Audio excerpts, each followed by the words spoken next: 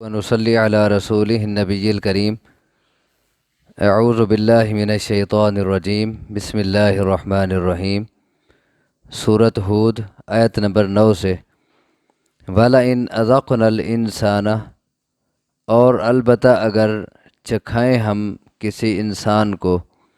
منا اپنی طرف سے، رحمتاً کوئی رحمت، ثم پھر نزعناہا چھین لیں وہ، منہ اس سے، انہ بے شک وہ، لا یئوس البتہ انتہائی نا امید ہوتا ہے، کفور بہت نا شکرہ ہوتا ہے۔ وَلَئِنْ أَذَقْنَاهُ، اور البتہ اگر چکھائیں ہم اسے، نعماء کوئی نعمت، بعد ضراء بعد تکلیف کے، مست ہو جو پہنچی اسے، لا یقولن تو البتہ ضرور کہے گا وہ، ذہب السیئات عنی کہ چلی گئیں برائیاں مجھ سے، انہ بے شک وہ، لا فرح فخور البتہ اترانے والا ہوتا ہے، فخر کرنے والا ہوتا ہے۔ ان آیات مبارکہ میں انسان کی کچھ عادات کا شکوہ کیا جا رہا ہے کہ کچھ انسان ہیں، ان کی عادت کیسی ہوتی ہے۔ وَلَئِنْ أَذَقْنَا الْإِنسَانَ مِنَّا رَحْمَةً، کہ اگر ہم انسان کو اپنی طرف سے کوئی رحمت پہنچائیں، رحمت سے مراد دنیا کی نعمتیں ہیں، صحت مل گئی، اولاد مل گئی، مال کی فراوانی مل گئی، دنیا کی کوئی نعمت میسر آ گئی، ثم نزعناها منہ پھر کھینچ لیں، چھین لیں وہ نعمت اس سے، وہ رحمت اس سے، جو نعمت دی تھی وہ واپس چھین لیں، مال دے کے ضبط کر لیں، اولاد دے کے واپس لے لیں، صحت کے بعد بیماری دے دیں، تو کیا ہوتا ہے؟ انہ لا یئوس کفور، بے شک وہ انتہائی نا امید ہو جاتا ہے اور بہت ناشکرہ بن جاتا ہے، وہ اللہ پہ ناراض ہونے لگ جاتا ہے، اور نعمتیں جو اس کے پاس تھیں ان کو نہیں دیکھتا۔ اگر ایک نعمت چلی گئی تو اللہ کی ناشکری شروع کر دیتا ہے، اور اس کے برعکس وَلَئِنْ أَذَقْنَاهُ نَعْمَاءَ بَعْدَ ضَرَّةٍ، اگر ہم پہنچائیں اسے کوئی نعمت بعد تکلیف کے، کوئی تکلیف دی تھی، مسا تو جو پہنچی اسے، کوئی تکلیف پہنچی تھی اس کے بعد نعمت مل گئی، یعنی تکلیف دور ہو گئی، مثلا بیماری آئی تھی، بیماری ٹل گئی، شفا مل گئی، تنگی آ گئی تھی کاروبار کی، مالی تنگی آ گئی، بعد میں حالات ٹھیک ہو گئے۔ تو اب اس کا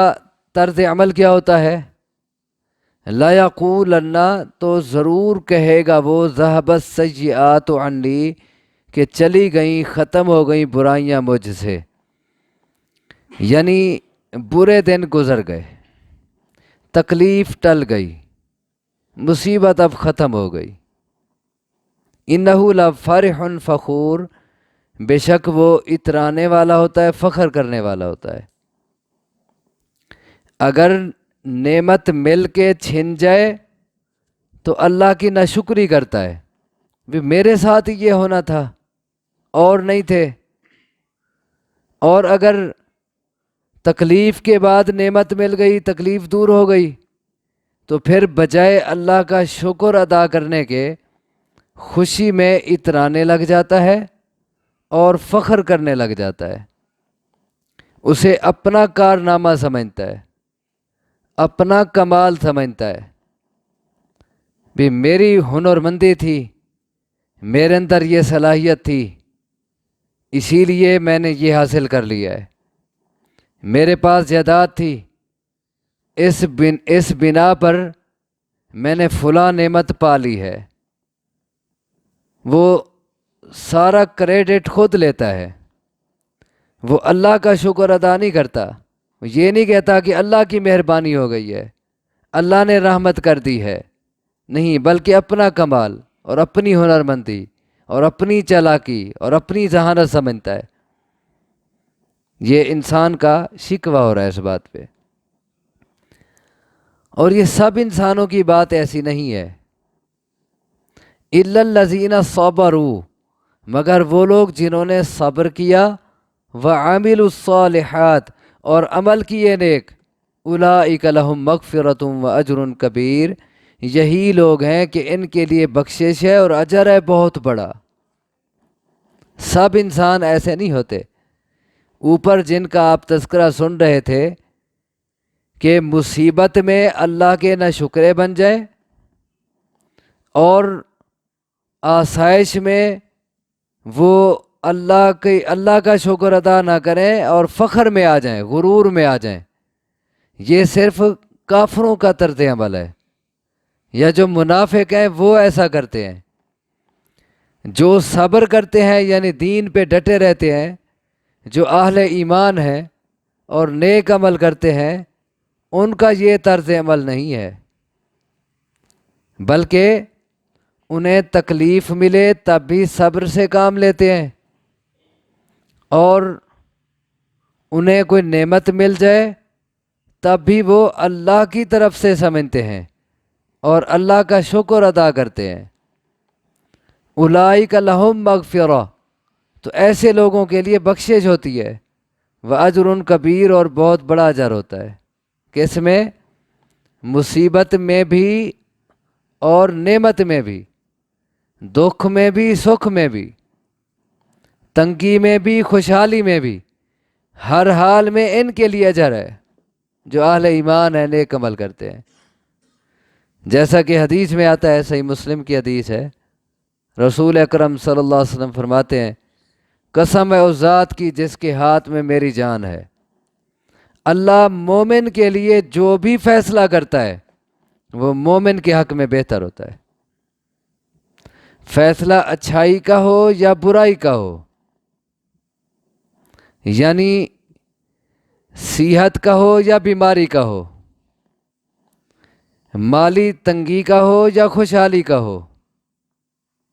دکھ کا ہو یا سکھ کا ہو، اللہ کا فیصلہ مومن کے حق میں جو بھی ہو مومن کے لیے اچھا ہوتا ہے۔ کیسے؟ آگے وضاحت فرمائی آپ نے کہ اگر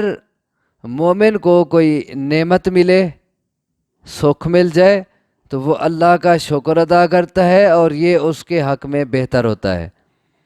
اور اگر اسے کوئی تکلیف آ جائے، مصیبت آ جائے، بیماری آ جائے،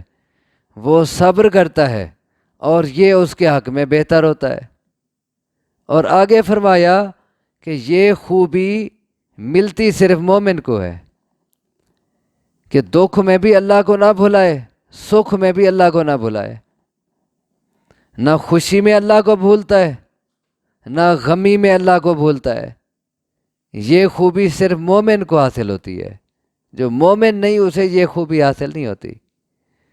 وہ مصیبت میں بے صبر ہو جاتا ہے اور خوشی میں اللہ کو بھول جاتا ہے، لیکن مومن ایسا نہیں ہوتا۔ اگر وہ اللہ سے دعائیں مانگنے کے اور تمام تر کوششوں کے باوجود کوئی چیز نہ بھی پائے، وہ اللہ پہ ناراض نہیں ہوتا،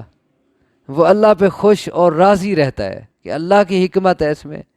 اللہ کی مرضی یہی ہے، میرے حق میں یہی بہتر ہوگا۔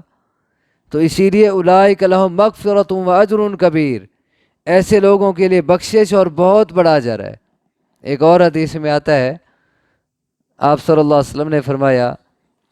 کہ مومن کو جو بھی پریشانی آئے، جو بھی غم آئے، جو بھی تھکاوٹ پہنچے، جو بھی تکلیف آ جائے، حتیٰ کہ ایک کانٹا تک بھی چبھے تو اس کے گناہ جھڑتے ہیں، اس کے لیے نیکیاں لکھی جاتی ہیں۔ مومن کے حق میں کوئی بھی تکلیف بری نہیں ہوتی، دنیا میں تکلیف ضرور آ جاتی ہے لیکن آخرت کے لحاظ سے وہ بہتر ہوتی ہے۔ فَلَعَلَّكَ تَارِكٌ، شاید کہ آپ چھوڑ دینے والے ہیں، بعض ما یوحا الیک، کچھ اس میں سے جو وحی کی جاتی ہے آپ کی طرف جو وحی ہو رہی ہے، شاید کہ آپ اس میں سے کچھ چھوڑ دیں گے، یعنی نہیں آگے بتائیں گے، یعنی وہ باتیں جو مشرکوں کو بھاتی نہیں، مشرک جن باتوں کو پسند نہیں کرتے، شاید کہ وہ باتیں آپ پھر نہیں سنائیں گے، ان کو چھوڑ دیں گے۔ وَضَائِقٌ بِهِ صَدْرُكَ، اور تنگ ہوگا اس کے ساتھ آپ کا سینہ، ان یقولوا، اس وجہ سے کہ وہ کہتے ہیں، لولا انزل علیہ کنز، کہ کیوں نہیں اتارا گیا اس پر خزانہ، او جاء معہ ملک، یا کیوں نہیں آیا اس کے ساتھ فرشتہ۔ چونکہ وہ یہ اعتراض کرتے ہیں بے اگر یہ نبی ہے اللہ کا تو اس پر خزانہ کیوں نہیں اترا، یہ غریب کیوں ہے؟ کیونکہ ان کے سامنے ہے نا دنیا، وہ دنیا کو معیار سمجھتے ہیں اچھائی اور برائی کا، اعلیٰ اور ادنا ہونے کا معیار کس کو سمجھتے ہیں؟ دنیا کو۔ اسی لیے وہ کہتے ہیں کہ اگر یہ واقعی نبی ہے تو اس پر خزانہ کیوں نہیں اترا؟ یہ تو خزانوں کا اور جائیدادوں کا اور سونے چاندی کا مالک ہوتا، یا پھر کوئی فرشتہ اس کے ساتھ اترتا اور وہ آ کے ہمیں بتاتا کہ واقعی یہ اللہ کا نبی ہے۔ چونکہ وہ یہ اعتراض کر کے آپ کی نبوت کو نہیں مانتے، تو کیا اس بنا پہ آپ کا سینہ تنگ ہو جائے گا، آپ کے دل میں گھٹن پیدا ہو جائے گی اور آپ اپنا کام چھوڑ دیں گے؟ انما انت نذیر، آپ تو صرف ڈرانے والے ہیں۔ واللہ علی کل شیء وکیل، ذمہ دار اللہ ہے، ذمہ داری اللہ کی ہے، وہ ان پر ذمہ دار ہے، ان پر نگران ہے۔ آپ کے ذمے صرف کیا ہے؟ ان کو ڈرانا، حق بات ان تک پہنچا دینا، نہیں مانتے نہ مانے، اعتراض کرتے ہیں آپ کی نبوت پہ، کرتے رہے، آپ کے ذمے منوانا ہے ہی نہیں۔ آپ کی ذمہ داری کیا ہے؟ نذیر، آپ ان کو ڈرا دیں، یعنی بات پوری پوری پہنچا دیں، جو وحی آپ کی طرف آتی ہے، بلغ ما انزل الیک من ربک، آپ کی طرف اللہ کی طرف سے جو کچھ اترا ہے وہ سارا پہنچا دیں، سارا ان کو سنا دیں، پسند نہیں کرتے سنا دیں، آپ کے ذمے بس یہ ہے۔ اسی لیے آپ ان کی باتوں سے گھبرائیں نہیں، دل میں گھٹن نہ پیدا ہو، یہ نہ سوچیں چلو کچھ بات رکھ جاؤں نہ سناؤں، کیونکہ یہ بات تو یہ چاہتے ہی نہیں، سننا ہی نہیں چاہتے۔ جیسے وہ کہتے تھے کہ بس یہ بات چھوڑ دے، جو ہمارے بتوں کو برا بھلا کہتا ہے نا، یہ چھوڑ دے، باقی باتیں تیری مانیں گے۔ تو پھر ایسا نہ کریں آپ کے جو بات ان کو پسند نہیں وہ چھوڑ دیں، ساری پہنچائیں، کیونکہ آپ کے ذمے کیا ہے؟ پہنچا دینا، منوانا آپ کا کام نہیں ہے۔ تو فرمایا شاید کہ آپ چھوڑ دینے والے ہیں کچھ وہ بات جو وحی کی جاتی ہے آپ کی طرف، اور تنگ ہونے والا ہے اس کے ساتھ آپ کا سینہ، اس وجہ سے کہ وہ کہتے ہیں کہ کیوں نہیں اتارا گیا اس پر خزانہ، یا کیوں نہیں آیا اس کے ساتھ فرشتہ۔ انما انت نذیر، آپ تو بس ڈرانے والے ہیں۔ واللہ علی کل شیء وکیل، اور اللہ ہر چیز پر نگران ہے، نگرانی اسی کی ہے، آپ نگران نہیں ہے۔ اللہ سے دعا ہے مجھے آپ کو سمجھنے کی، عمل کی توفیق عطا فرمائے۔ اقول قولی ھذا واستغفر اللہ لی ولکم، وآخر دعوانا ان الحمد للہ رب العالمین۔